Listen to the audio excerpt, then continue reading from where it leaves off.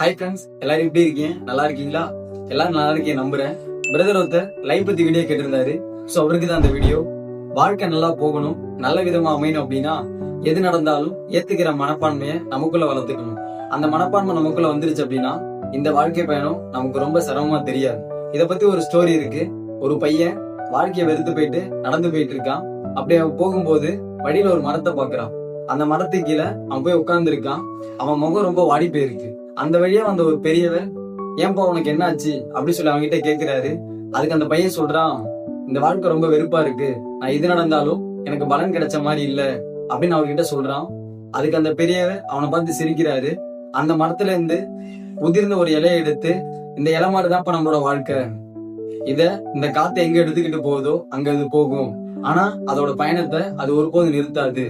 இந்த வாழ்க்கை எல்லா நேரமும் நம்மளுக்கு பிடிச்ச மாதிரி நடக்காது, ஆனா நாம தான் அந்த இலை மாதிரி முன்னேறி போகணும்னு சொல்றாரு. இந்த வாழ்க்கைய நீங்க நல்ல விதமா வாழணும் அப்படின்னா 2 ஆப்ஷன் தான் இருக்கு. ஒண்ணு கடந்து போகணும், இல்ல கண்டுக்காம போகணும். அவ்வளவுதான் இந்த வாழ்க்கை. நம்ம சேனலை ஃபாலோ அண்ட் சப்ஸ்கிரைப் பண்ணிட்டு சப்போர்ட் பண்ணுங்க.